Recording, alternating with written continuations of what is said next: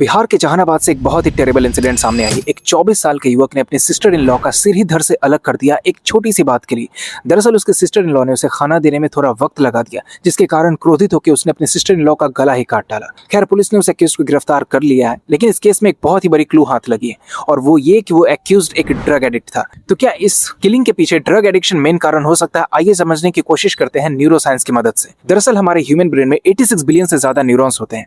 ये न्यूरॉन्स एक दूसरे से डायरेक्टली कनेक्टेड नहीं होते, इनके बीच एक छोटा सा गैप होता है जिसे सिनेप्स कहते हैं। तो जब एक न्यूरॉन को दूसरे न्यूरॉन को मैसेज ट्रांसफर करना होता है, तो वो न्यूरोट्रांसमीटर जो कि केमिकल मैसेंजर होते हैं, इनका इस्तेमाल करता है इस मैसेज को इस गैप के पार रिलीज करने में। और ये प्रोसेस कंटिन्यू होता जाता है, और इसी प्रोसेस पे हमारा ह्यूमन ब्रेन फंक्शन करता है, जैसे कि बोलना, लिखना या फिर कोई भी डिसीजन लेना।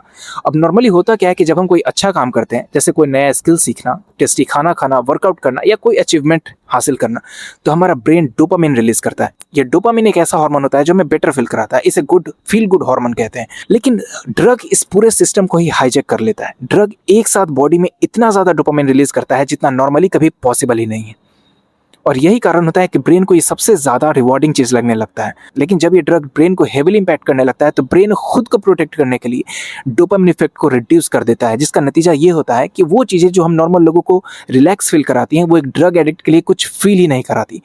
उनके लिए नॉर्मल लाइफ काफी ज्यादा बोरिंग हो जाती है, और इससे एस्केप पाने के लिए का एकमात्र जरिया जो है वो उनके लिए ड्रग ही बचता है। इसलिए वो ड्रग का ओवरडोज और बढ़ा देते हैं, और लगातार ड्रग के ओवरडोज के कारण हमारा प्री फ्रंटल कॉर्टेक्स कमजोर पड़ने लगता है। ये ब्रेन का वो हिस्सा होता है जो जजमेंट, प्लानिंग और डिसीजन मेकिंग के लिए रिस्पॉन्सिबल होता है। जब ये वीक पड़ता है तो गुस्से को कंट्रोल करना, इंपल्सिव एक्शंस को रोकना और सही डिसीजन लेना मुश्किल हो जाता है। और कई बार एक ड्रग एडिक्ट इसी एडिक्शन के कारण कुछ ग्रूसम स्टेप्स ले लेता है। तो पॉसिबिलिटी है कि इस मर्डर केस में भी मेन रीजन ड्रग एडिक्शन हो, बट एक्चुअल रीजन क्या है वो तो इन्वेस्टिगेशन के बाद ही सामने आएगी। लेकिन आप इस वीडियो को ज्यादा से ज्यादा शेयर करें, ताकि हमारे देश के यूथ जो ड्रग ट्रैप में फंसते जा रहे हैं वो इससे सावधान रहें। धन्यवाद। जय हिंद।